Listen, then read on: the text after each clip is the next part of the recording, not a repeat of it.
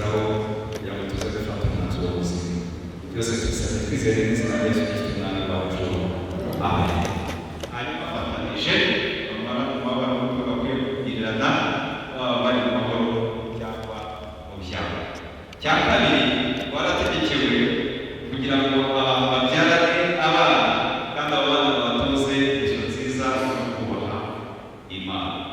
Icya gatatu, ukaba warategekewe kugira ngo umubano urinde abantu icyaha cy'ubusambanyi, ahubwo bashyingiranywe kandi bahore n'ingingo z'umubiri wa Kristo kandi ingingo zitakwiye. Nicyo gituma rero abavandimwe batavuga Disimasi ndetse na Karisi, Louise Disimasi ndetse na Louise bazanywe no gushyingiranwa kwera. Icyo cyabaza ndagira ngo abandi mwese mwicara bari bose barabahagaze, baje hano baje gufata bazanywe no gushyingiranwa kwera. Murabona ko bahagaze hano, nicyo cyabaza. Murabizi kandi namwe naje kubatangira muzi kandi ikibazo. Niba rero haba bafite impamvu yatuma badashyingira ayivuge. Murabizi ko muri Afurika nta divorce ibaho, mu itorero nta divorce tugira gute? Uyu ni umwanya w'ingenzi cyane, umwanya w'agaciro. Niba hari umuntu waba ufite impamvu yatuma abavandimwe badashyingiranwa, narambura ikiganza tumuhe umwanya ayigaragaza. Twisuzuma tugasanga ariyo, ubwo nyine turaba tubishoboresha ahantu. Niba hari arambura ikiganza, hari impamvu nyinshi zatuma badashyingiranwa. Babwire neza zibure kugaragaza ko abantu bahuje igitsina ntabwo twabashyingira. Hari n'izindi ariko bikorwa ndategereje. Niba hari umuntu waba ufite impamvu yatuma badashyingiranwa, ategereje akababwira ko hari ikiganza kizamuka ariko nta kintu. Ubwo rero none niba utarifuze uhore ucecetse kugeza iteka ryose.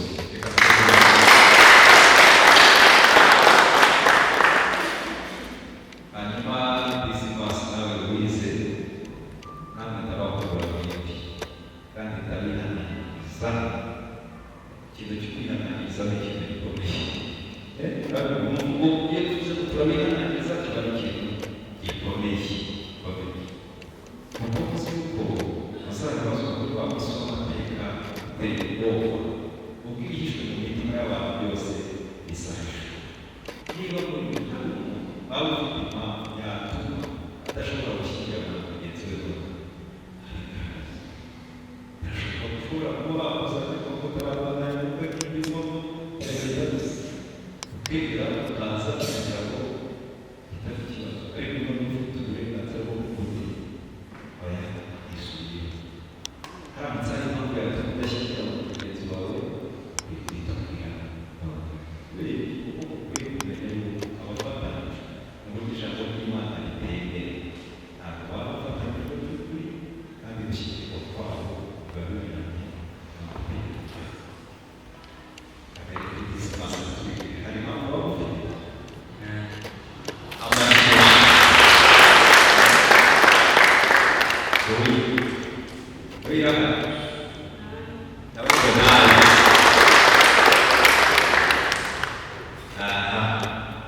Hanyuma rero tugiye kubabaza ibibazo ko nta mpamvu ibonetse. Ndahera kuri Disimasi, wemeye Louise kandi umugore wawe ushyingiwe ku bana bawe bashyingiwe ukurikije itegeko ryera ry'Imana. Ko Disimasi Louise uzajya umukunda, uzajya umukunda. Disimasi Louise uzajya umukunda, yaba ari muzima cyangwa arwaye. Uzareka abandi bagore bose ubane nabo iminsi yose bizamara mu gihome.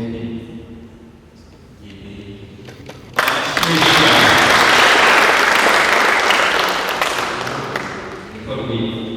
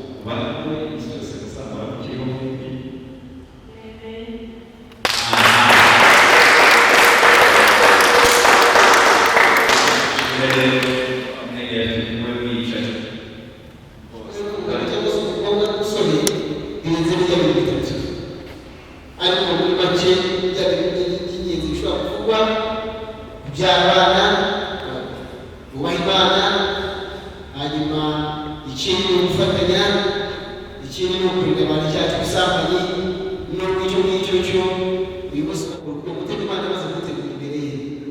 Imana yacu ishimwe rero, ngira ngo rero ibyo bintu bitatu nibyo bintu by'ingenzi, ariko ni byinshi byinshi mu mugambi w'Imana mugari, haba harimo ibintu byinshi. Ndagira ngo rero tujye kwishyura ku ijambo ry'Imana hano mu gitabo cy'Imigani igice cya 18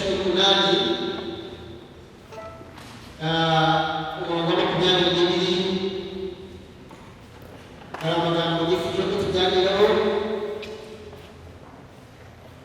cyane cyane yabwira Disimasi, ariko yabwira nawe wasezeranye gusiga ejo cyangwa ejo bundi cyangwa umwaka washize,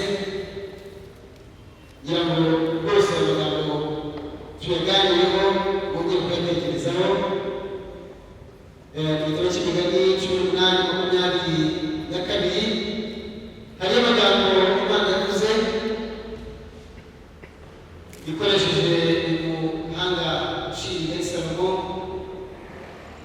Umurongo wa 22 yaravuze ngo ubonye umugore mwiza abona ikintu cyiza, akaba agisubiza ahabona Uwiteka. Uyu ni umuhanga wabiyeje, aravuga ngo ubonye umugore mwiza aba agize umugisha, kandi uwo ni umugisha aba ahawe n'Uwiteka. Bivuze ngo niba Imana ivuga ngo ubonye umugore mwiza rero ni ukuvuga ngo umugore mubi. Turabyemera ko bishoboka. Imana ivuga ngo umugore mwiza, ntekereza ko itavuga isura, ivuga inzobe, ivuga ubwirabura, ivuga usukundi, ahubwo iravuga ngo umugore nyamugore w'umutima wawe n'ibindi ivuga ngo umugore wiva ku rugo. Iravuga rero ko uwo aba agize umugisha, kandi aba agize umugisha adakuye ahandi, adahawe n'abantu, ahubwo aba agize umugisha ahawe n'Uwiteka Imana. Haleluya! Imana yacu itugirire neza kandi Imana idufashe. Umugore mwiza ni umugisha umuntu ahawe n'Uwiteka Imana. Niba tuvuga umugore mwiza rero, Bibiliya yo bivuga idashyira ku ruhande, ikavuga ngo umugore mwiza uwo nguwo aberwa bikanga. Umugore mwiza ku mutima, umugore mwiza mu mikorere, Bibiliya ivuga ngo aberwa bikanga. Kuko uzajya byumve nawe n'umutwenda ukaba ufite umugore mwiza mu mico, niyo ugize kuri kaburimbo aragenda, baravuga batari kugera ubuzima bwiza, baravuga ati ngo arahirwa igisiga ko mwishakiye. Ubwo bavuze nde? Bavuze wa mugore? Ubwo bavuze yewe? Ubwo ni ukuvuga ngo rero aho ntihaze kuzana ikamba, kuko niyo ageze hirya bakavuga tujya kuzana yitogoreye afite umugore mwiza. Umugore mwiza rero turifuza ko uwize yazamurira ikamba. Niko tubyifuza, niko tugiye kubasengera n'ubwami. Kandi nawe ndakwifuza gusaba umugore mugabo wawe ikamba, kuko umugore mwiza abera umugabo ikamba, kandi akaba ari umugisha Imana itanze.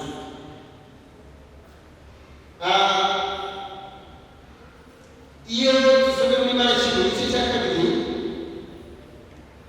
ku murongo wa 10 hari andi magambo tubasanga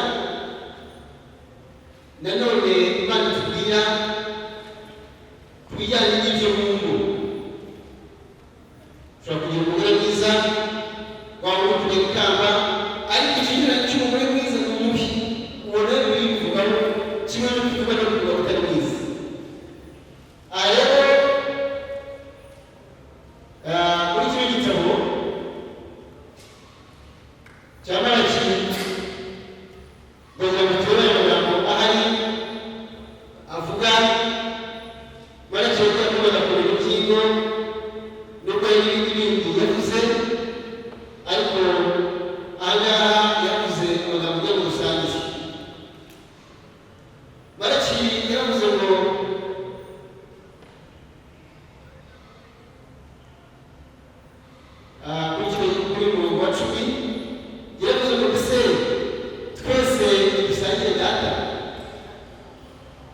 Imana yaturemye simwe.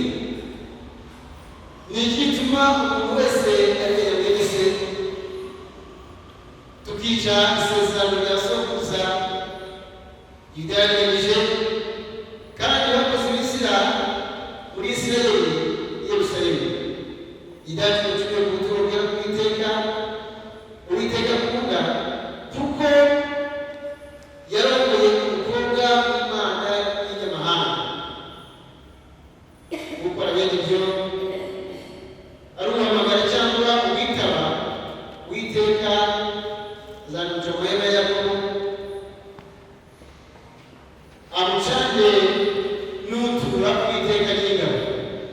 Umurongo wa 13 aravuga kandi hariho n'ibindi mukora mutwikiriza igicaniro cy'Uwiteka amarira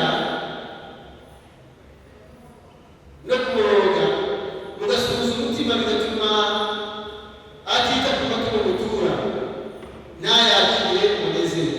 Nyamara mukabaza muti impamvu ni iyi. Impamvu ni uko Uwiteka yabaye guhamya ibyawe by'umugore wo mu busore bwawe warigamije, nubwo ari umugeni wawe akaba n'umugore mwasezeranye isezerano. Ese ni yaremewe nawe afite umusaza, icyatumye ari mumwe n'iki? Nuko yashaka kugera mu Imana, nuko rero muri mitima yanyu atagira uriganya umugore w'ubusore bwe, kuko nanga gusenda ni Uwiteka Imana Isirayeli ivuga, nanga n'umuntu utwikiriza umuntu umwambaro we ni Uwiteka Nyir'ingabo avuga. Nuko rero muri mitima yanyu mwe kuriganya. Haleluya. Uyu ni Imana kibazo kugiye mungo avuga amagambo. Avuga kugiye mungo aravuga ati nanga gusenda kandi nanga umuntu uriganya umugore w'umusore bwe.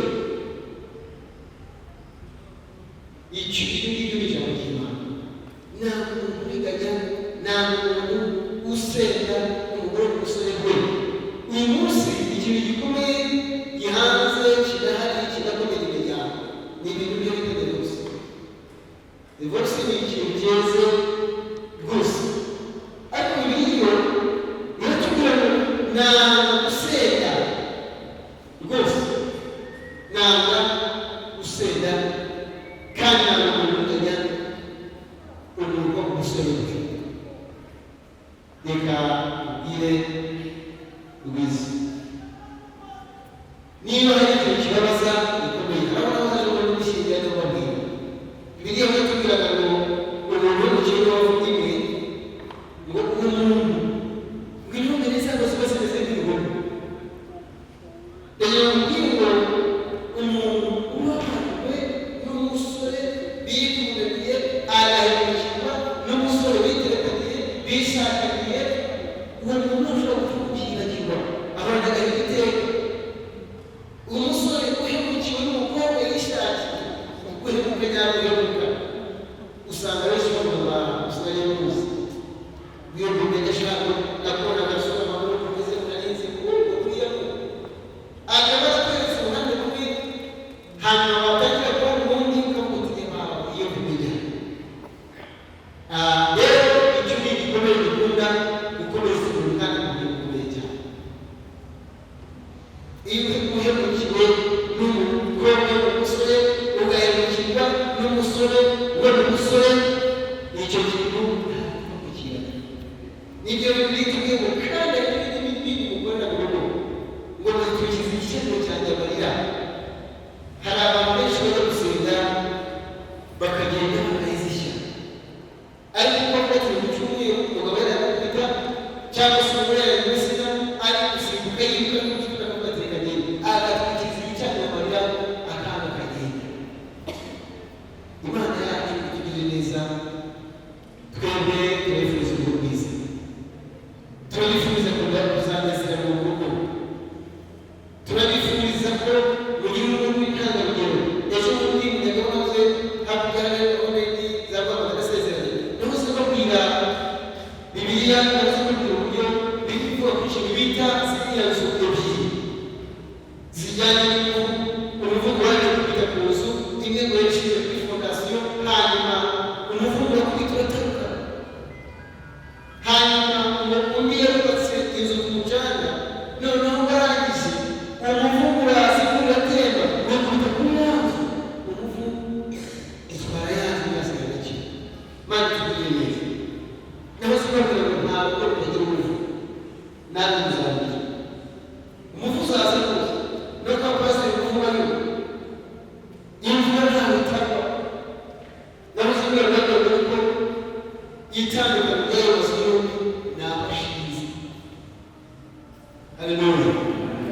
Iyi nzu ayishinze niyo ushobora gutuma umuvuzi ukayikubitaho umuvu, iyo umanutse ugakubita ku nzu ishinzwe kuri fondasiyo y'amabuye, ikintu umuvu ukora ni uhitamo yaje kubishakira inzira ku bana.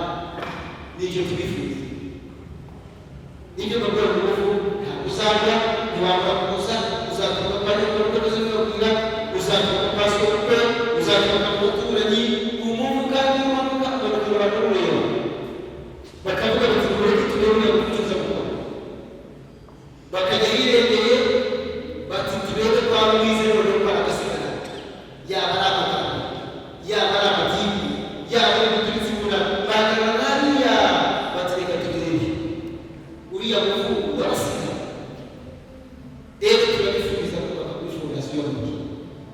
Uwo muvu nuza ntabwo uzaba kuza, ariko uzakubiteho usanga kubatse kuri Kristo.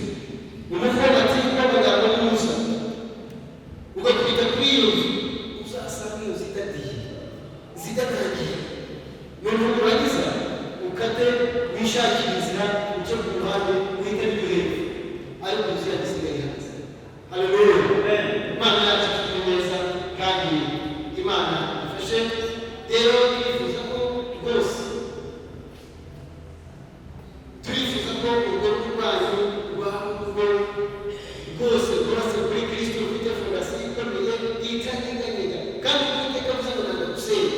Bababwiye twebwe tumaze kuvuga ngo abaye umugore n'uyu abaye umugabo, bikavuga mu butatu. Ubwo nubwo wabigenze uburyo bw'itora nta kindi kintu abaye umugabo ntajya gusibaho.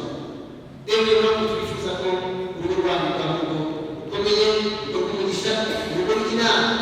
Bababwiye ngo ikintu cy'ubufatanye kuri miliyoni urugo bari bafatanye kuri bitatu birimo, ariko uyu munsi gufatanya cyabaye ikibazo hagati y'urugo, kugira ngo uzabe umugore ari umwaka ubone umugabo akoze akamara kugura ati reka nta mugabo ukora ibi, ndetse banakora utari umwana wawe wibyariye uriya muzabyara.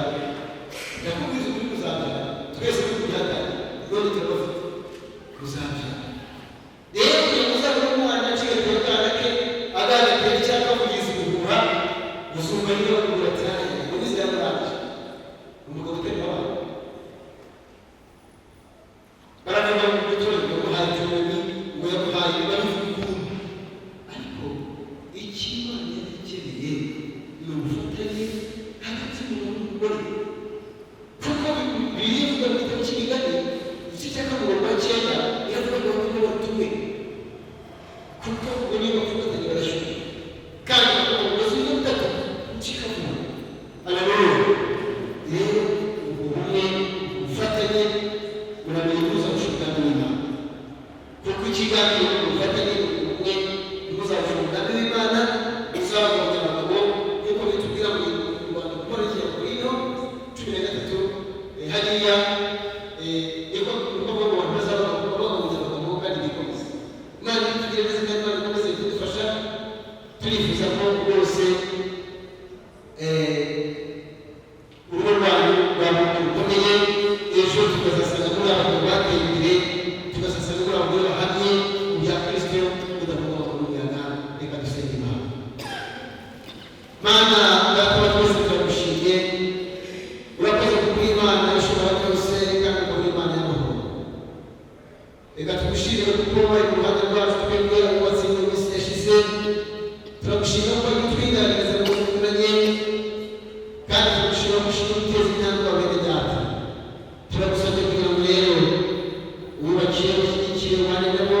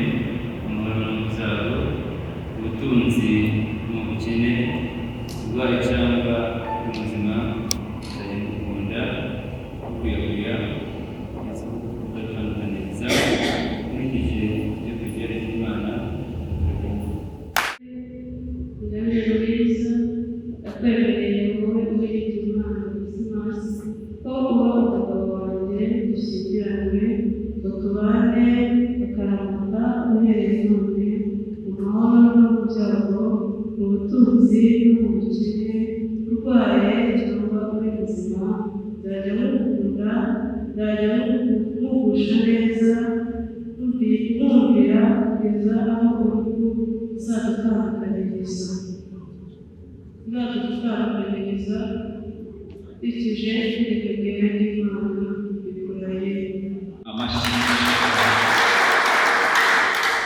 Amizimira mubajije iwanjye ubaye byose ubuzima bw'ikigero twese n'icy'umwana n'icy'umugabura. mubajije umurimo wanjye umuhaye ibintu byose bivuze mu izina ry'Umwana bivuze mu izina rya Data twese n'iry'Umwana n'iry'umugabura.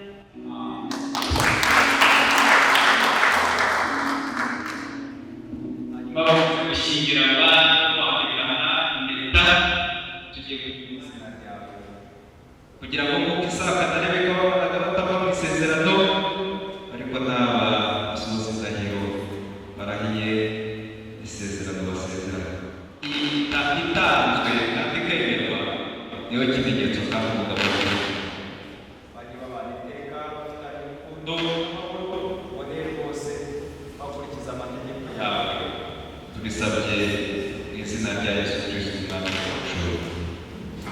Reka dufate agasengesho k'umwami wacu. Data wa twese wo mu ijuru, Data wa twese wo mu ijuru, izina ryawe ryubahwe, ubwami bwawe buze, ibyo ukunda bikorwa mu isi nk'uko bikorwa mu ijuru. Duhere ku bukungu buke, tubabarire ibyaha byacu nk'uko natwe turabagira, ntuduhane kutwoshya ahubwo dukize umubi. Amen. Nyagasani kiza umugaragu wawe n'umuja wawe, ubatabarishe gutabara kubahera hawe, kandi ubwo rubarinda iminsi yose, babere ubuhungiro bukomeye no gukiza amabaza bawe. Nyagasani ibyo tugusaba kandi tutabaza bacu. Mana ya Aburahamu, Mana ya Isaka, Mana ya Yakobo, bihe umugaragu wawe n'umuja wawe umugisha, bibe mu mitima yabo imbuto zizana ubugingo budashira, kugira ngo ibyo basiga mu ijambo ryawe ryera babisohoreshe ibyo bakora. Mwami Imana, bari bari imbabazi uri mu ijuru, bahe umugisha, kandi nk'uko wahariraho na Sara umugisha ukabanezeza, bariko biramuha uyu mugaragu wawe n'uyu muja wawe, kugira ngo bitondere ibyo ushaka, kandi bahore barengwa n'amaboko yawe, bakomeze kuvugwa nawe iminsi yose bazabana bagiye. Tubisabye mu izina rya Yesu Kristo umwami wacu. Tuzabasabire imigisha yose ishoboka yose. Mwami imbabazi, Data wa twese wo mu ijuru, tuzi yuko ari Imana yawe umuntu wababwira.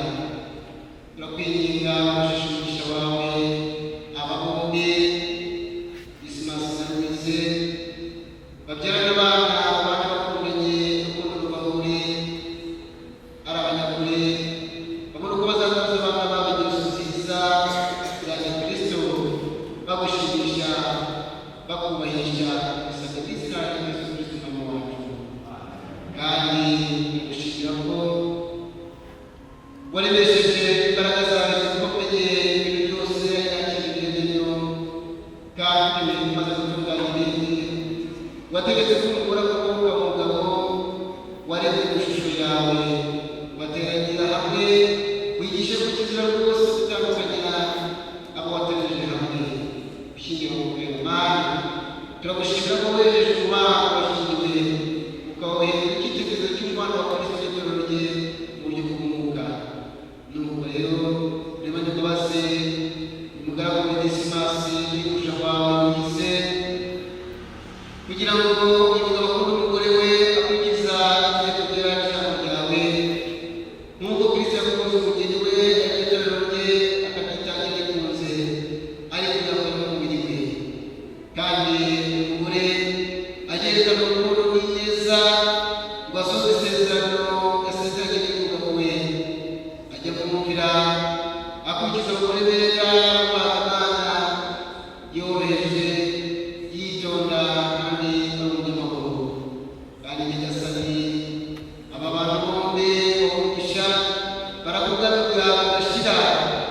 tubisabye n'izina rya Yesu Kristo umwami wacu.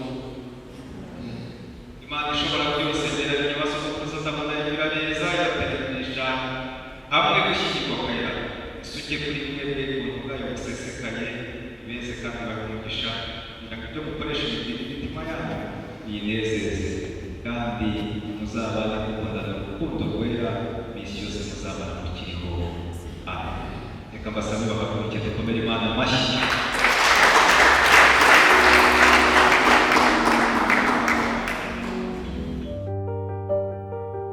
Ndabona uyu munsi ejo ndetse n'iteka ryose.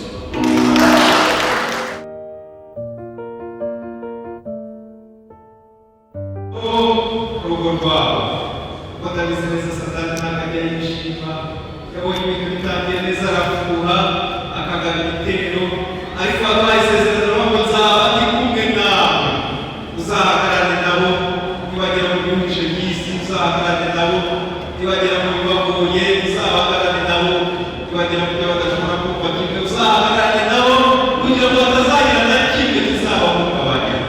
urugo rwawe ruzaba urugerwa uzaba ari kuvuga uzaba ari kugira amata uzaba ari kugira amatungo n'ibintu uzaba ari imigisha yose ituruka mu bwami bwawe izaba urugo rwawe. rero mwakomeze ubane natwe kandi natwe dukomeze utugirire neza kandi abo Imana itanga tumwumvise muri twe yakibwira maze kurinda imitima yacu n'ubwenge bwacu tugatandukanye no gukunda Imana kandi umugisha dushobora rwose kandi umwuka wera ukomeze kuba kuri mwe umugisha ukomeze no kugira bageni bacu ihereye no bakageza iteka ryose.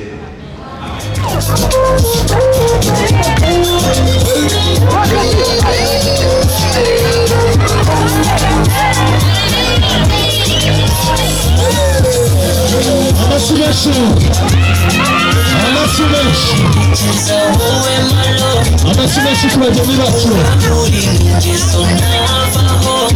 bafana ufite n'ijoro tubaho umwana bana mitero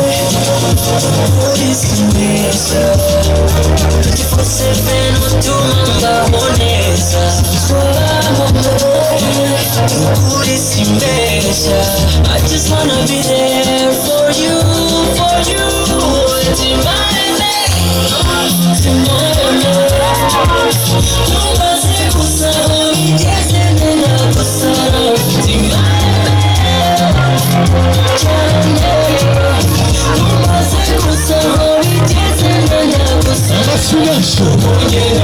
amasimeshi ku bageni amasimeshi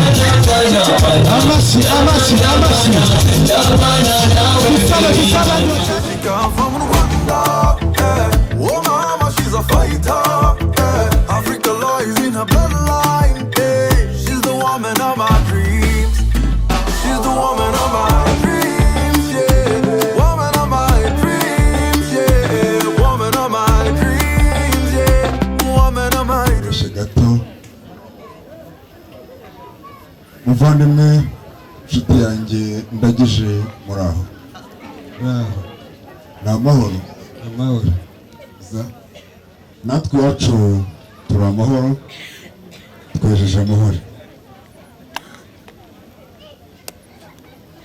ibigega birahunitse kandi nyuma y'inkike biragwana inkingi ndetse ziraryamira imyugariro.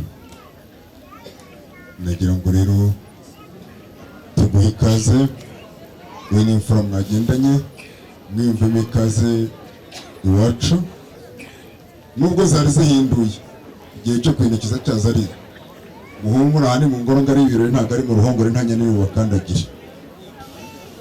nyuma turaza kumwitegereza uraza kumbwira ko wamubonye. Murakoze cyane amaso yanjye ntagaciga ntakibona nagerageje no kongera inyunganirangingo ariko yongera mu masaha y'icunguramubiri. reka ntume Disimasi andebere araza kumbwira. Disima urandebere nyabuneka niba Disimasi yandebeye yashimye ngo Louise ni rero nyakubahwa icyo twasize kuko isezerano rihurira akurikira umugeni kandi baba bazi kumwakira najya guceka urakoze cyane uri imfura niyo mpamvu twaje tubagana nuko tubazi ubupfura mu ntizi ibiganza mwuka byara mwese dushimire uyu muryango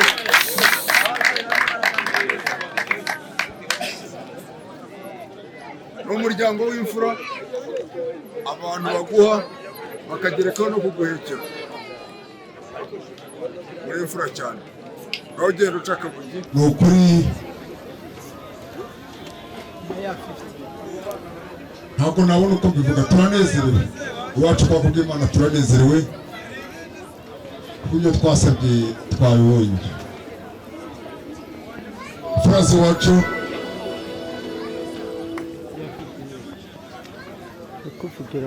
ngo nyiramaso yerekwa bikirenda akirebera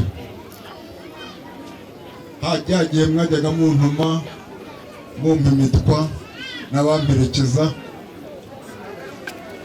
nubwo mwari mudufitiye icyizere ariko ubu noneho habonetse intangamuganzanyo hari igihamya cy'uko twashoje ubutumwa uko twari twatumwe ngaho nimunyemerere mwakira umukazana twongere amashyi impundu zivuga urwungu bityo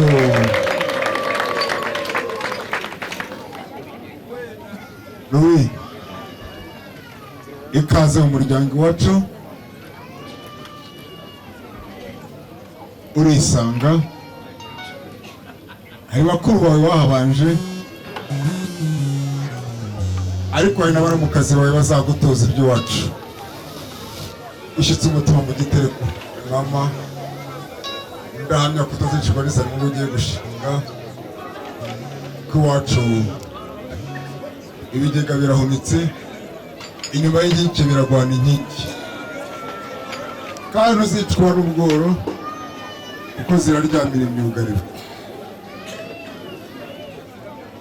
uje mu gihe gikwiye uje mu muryango uwukunze maze mukomeze mundebere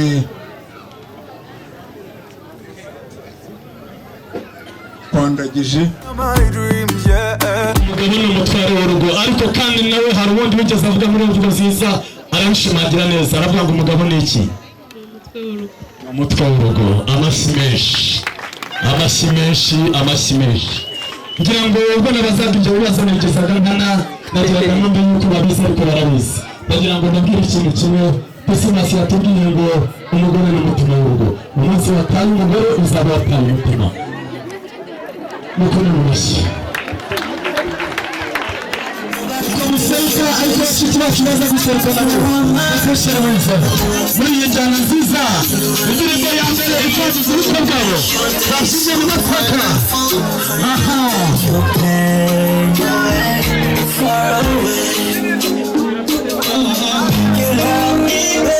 Pesimasi yarakoze guhita n'abasore batazi kubyina I just want you to know dreams, yeah. Oh, woman of my dreams, yeah. Woman of my dreams, yeah. Woman of my dreams, yeah. Woman of my dreams. You got to kiss her on her forehead. Treat her like she matters. In her bouquet de fleurs, add a little more color. Leave a piece of paper, write how much you care.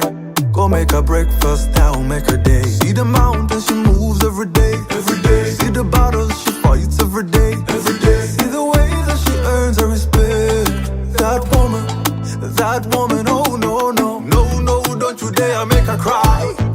You better never make her say goodbye. Cause she's a flower, she's a blessing, she's an angel, oh, yeah. Umwiza nkawe namunganyiki. I can't stop loving you. Please tell me where you come from. She said she come from Rwanda, yeah. Oh mama, she's a fighter, yeah. Africa lies in her bloodline, yeah. She's the woman of my dreams. She's the woman of my dreams, yeah.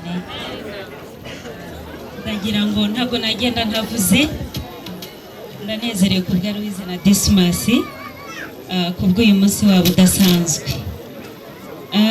Nagize emosiyo nyinshi ariko byantunguye, mwarakoze kunkunda, ariko kandi nagira ngo Louise ngo ikaze mu muryango. Ni karibu ubumure, nukuri ni karibu. Amashyimeshi hari ndabyibuka ngera muri uyu muryango Mabukwe yarambwiye ngo uzajye umpagararira aho bishoboka, niyo mpamvu wabonye rimwe nabaye nyoko bukwe, ubundi nkaba mukeba wawe. Ndagira ngo nkubwire ko usanze umubyeyi ufite umutima mwiza, wabibonye. Dushimiye umubyeyi udasanzwe. Ugewe ndishimye byandenze, nkurikije n'uburyo nabanye n'abana banjye bakamba hafi, nanjye nkaba hafi n'umubyeyi. Nari umupfakazi n'abari imfubyi, ariko Imana adesheje icyubahiro. Iri umukazi wanjye mukuru rero namuhaye ikaze mu rugo iwanjye, nk'uko nanjye Mabukwe yampaye ikaze mu rugo kwa databuke. Isezerano n'iryo rero jamanye niryo.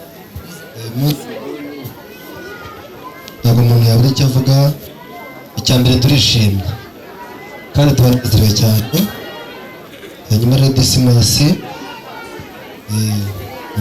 ubaye umwana wanjye mu bandi. Amashyimeshi yakira Dismas mu muryango we. Imana ishaka kuba ubaye umukwe kandi ugomba kuba mbere mu rugo rwanjye, biranshimishije. Ni muri urwo rwego mvuze ngo numara kuruhuka njye n'umuryango wanjye twabageneye inyana. Amashyimeshi amashyimeshi Koga yaradutuye kandi turi inshuti. Tekereza no kuza gushyigikira mu cy'umunsi wa none. Tekereza yuko n'umwana wacu kandi ntabwo birangiriye aho tuzabasura. Rero nzagira urugo rutemba amata n'ubuki kandi bugendwa.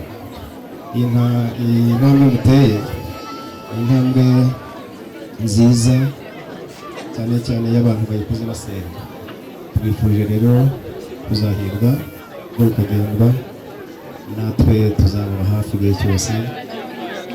Umuryango tuzi gusaba n'akazi Imana mwe.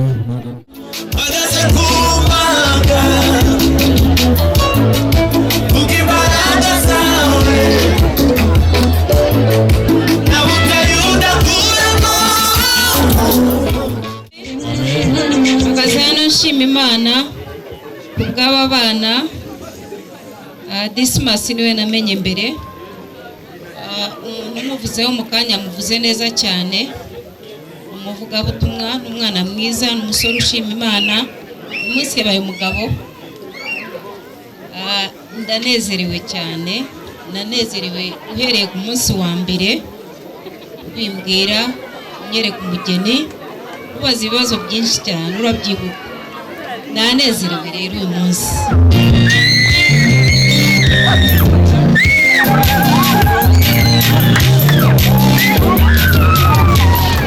Hanyuma ugenda uruhuke n'umukwe wacu nimumara kuruhuka muzaza. Bayita sine ya Muga.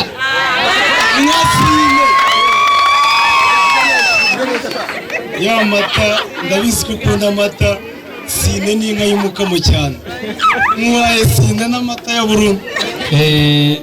Ndi hano mpagarariye kuri Voice of Angel ikorera umurimo w'Imana muri paruwasi ya Kanombe. Dismas yayibayemo igihe kitari gitoya kandi ni inshuti yacu, turamukunda cyane. Bari bantumye rero ngo nze kumushyikiriza buno butumwa kandi baragukunda, biteguye kukuba hafi. Barakoze cyane. Rero bagenzi bacu duhagarariye badutumye. Mwese ndabaramukije mu izina rya Yesu. Mpagaze hano mbashimira, ndashimira umuryango wa Louise, inshuti n'abavandimwe. Turashimira umukwe wacu, twamunezerewe. Mpagaze aha nshimira Louise ikintu nakubwira wize twarareranywe ntabwo byashoboka, ntabwo twari tuzi ko twatereye intambwe kubw'impamvu z'akazi, ariko uyu munsi wa none muhaye impano kandi nzabasura mu rugo rwanyu, umugeni wacu wibare rwose. murakoze cyane. nk'uko muyobozi tubukwiye twarishimye, murabizi ko twagusengeye, twakoze ibishoboka byose. Iyo by'umwihariko kibimbwira numvishe nishimye, kuko uri umwana utaruhanyije rwose, umwana ukijijwe kandi n'abandi bose babivuze. Impano rero niyo niba ture twakugeneye, ngaho bishyikira. Rero bibaye ngombwa kugenda uradusize, uwiringiye Imana Dismas ari we wemeye gufata inshingano zo kukwitaho. Nyampinga wacu uzagira urugo ruhire. Ruwiza wacu mama aragira ati nguvuye kukugirira impano, rero Dismas mwana wanjye naguhaye ingabire Ruwiza wanjye, uzamukunde kuruta uko wikunda, ntihazagire na rimwe rishoka ku matama ye, kuko n'amarira yereye agaciro kenshi, kuko ni umwiza wa Dismas.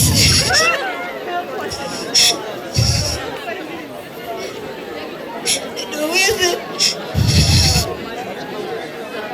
muzagire urugo ruhire, Ruwiza na Dismas ubu ngubu abaye iwawe. Nyampinga wacu uzagira urugo ruhire. Yari umusizi usiga bagasigara basiganuza, ariwe Gitangaza Parfait aningaye Muraza Joyce.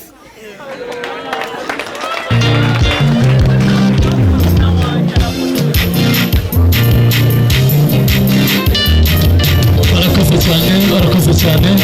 Mu mbundire twakira umubyeyi Mama Solange n'abatanga impano, akaba atweretse ibirori, bikaba bibanywe n'uwo ari we wese. Dufite ibyishimo kuri uyu munsi, rero buriya kuzuye umutima agasesekara ku munwa.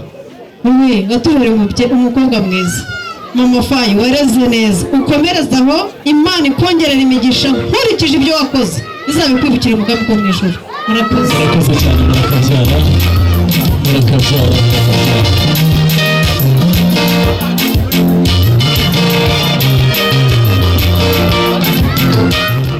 Nabyaye numva nta mutoranyamo, twabanye igihe kinini tubana, ambera umwana mwiza, ntiyigeze anetereza.